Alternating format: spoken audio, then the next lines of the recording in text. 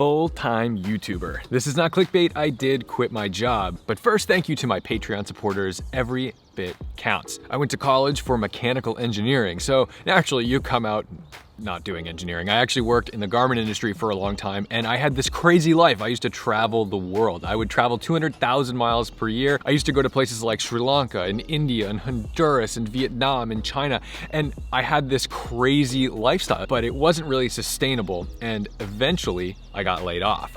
And just to be clear, that's not the job I quit. We're gonna get there in a second. It was during that time that I did the cross-country trip in the Miata with my friends Maddox and David. And it was my first real taste of what it was like to kind of be free, be liberated. And I wasn't earning any money, so it didn't feel like I was self-employed. It just felt like I had my own freedom, my choices, my time. But not earning money is a terrifying prospect, especially when you're a car guy. Being a car guy without a job is like being a guitarist without a guitar. Money is very important to sustain this habit. And as an engineer, I'm able to pull in like a healthy middle-class salary to support this hobby, habit, addiction. But because of that, I didn't always choose the jobs I wanted. I just kind of took what I could get. This is what my degree was for, so I'm gonna go do it. It's gonna give me that paycheck, so I'll do whatever you ask me to do. And therein lies the problem. Going to a job every day that you don't enjoy is torture. For the first few weeks, it's fine because you're earning money. You're like, oh, okay, I could do this. I'm getting paid, I can pay my insurance, I can save up for the next Porsche, I can do the thing for the check. And anyone on the outside, anyone making less than you would say the exact same thing, like, oh, I'd do that for that much money. And that's very easy to say until you're doing it for 40, 50, 60 hours a week. I worked as a project manager. A project manager is a fancy term for human punching bag. Nobody reports to you, but you have to manage an entire program from start to finish, gain the respect of all the people working on that program, and deliver it on time and under budget. And that sounds wonderful. No. The problem with most projects as a project manager is that you're rarely starting them from their inception. You're usually inheriting the project from somebody who quit, got fired, or got promoted. And as your boss will tell you every single day, you really need to own this. So you do. You inherit the flaws, and that's fine, because you're gonna create your own flaws too. The workload's fine. You can always carve out more time at the end of the day to do a spreadsheet, a presentation. But the real problem is trying to be an expert in almost every field. You have to be an expert in supply chain, engineering, finance, manufacturing. And that's where this becomes a very big problem, because if any detail in those departments are overlooked, or you trusted somebody to do the thing they were supposed to do and it didn't happen correctly, now it's your fault. And let me back up. The people I worked for were wonderful. I actually really liked my colleagues, but the culture in the business that I was in was always playing catch up. So think of it this way. You're cannonballing across the United States, and the current record requires an average speed of 106 miles per hour. You've gotten to Arizona, and your average speed is 101. Sure, it's possible to find that extra time, but it's not gonna be easy. So after a couple years of doing this and just feeling the panic every single day, because every single day brings a new set of unforeseen circumstances. I go into the office, I get my coffee before I check my email, because I'd like to have one moment of actual happiness before I sit down to start my day. Check the emails, and that's when you find out what's actually going wrong that day, and you add it to the list of all the other things that are going wrong, and then you prioritize that list and try to figure out which fire is going to kill the most people. Eventually it stops becoming a matter of, oh, today was a rough day, to every day is a rough day, to every evening is a rough evening because now you can't get it out of your head, to my life is actually worse having this job. So for months I thought, how can I not have this job? How can I still make money and live this lifestyle that I have, which isn't that extravagant. I really live a very basic lifestyle. I've not really upgraded my apartment. I've only bought a couple cars, but I didn't go buy like Lamborghinis. I bought used classics like the M5 and the Porsche, which don't cost a ton to maintain. But I've never been on my own before. And YouTube has always been a side job. So I managed to work out exactly what I would need to do and earn from my freelance jobs, from YouTube, from Winding Road Magazine to make this package work. And I figured it out and it started to make sense. Not only that, I lined up another job. It wasn't set in stone and signed, but it was a good enough prospect that I thought, you know what, even if that doesn't doesn't follow through, I'll be making enough to survive. So I toiled over this for months, and the job became kind of an abusive relationship that I knew I needed to get out of. But oh my God, it's been a pretty good week this week. I think I can do this. I think I can still make this work.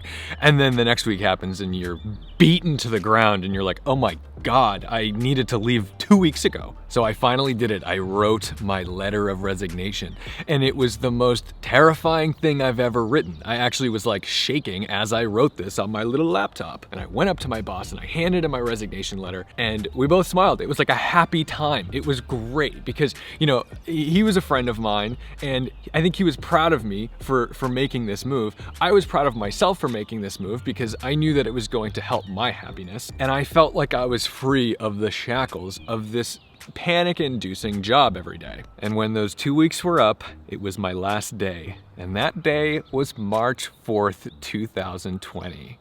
Guess what happened 2 weeks later? Ooh, pandemic. A new level of stress had occurred. A lot of the freelance jobs were kind of drying up. People weren't working together. You couldn't be near one another. My winding road videos tend to be all fan cars or dealer cars. That's a bit harder when you can't interact with a fan face to face. In fact, a lot of the winding road videos I've been doing lately, people just leave the keys for me somewhere and I go drive their car, which is very strange. And actually, if you have a car that you'd like me to feature on Winding Road, let me know. You just need to be able to trust me enough to leave me the keys and not meet me. Very odd, but it's doable. I'm not so selfish that I think that, oh, poor me, the pandemic impacted my life. Like I'm fine. But this was the first time in my life that I was gonna grab life by the horns and make it my bitch. It was supposed to be the summer of George. I was gonna have it all, and I was gonna be doing it on my own terms. That was so amazing to feel like, hey, everyone else is at work and I'm out here during the week filming cars, making content, making connections, traveling. I had flights booked out to LA. I had jobs booked out there.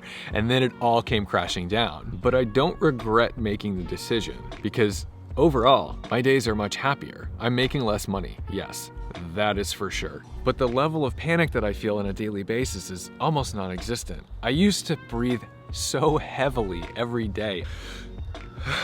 And like a scared dog going into this office every day. And that's just no way to live your life. And money became less important to me. And trust me, when I see my friends going out and buying really fancy cars, it's tough. There's a moment where you go, shit, I could be driving that GT3. I could be owning that car. But I do have some of those cars. I've got my classic air-cooled 911. I've had it for 5 years. And honestly, I don't know that I can count on my hand that I've driven that car and genuinely felt happy in the 5 years that I've owned it. There's a few times that have been good where I'm out with my friends, but the cold reality is that when you have a job or a lifestyle situation that's so pervasive in your emotional state, there's really no way to turn it off. And that means that on the weekends, you're trying to decompress from the trauma of the week, and jumping into your air-cooled 911, it just seems like a frustration. There's almost no happiness to it. And when you find out that converting your time for money doesn't work out to finding happiness through that money, it's time to make a change, and that's why I quit.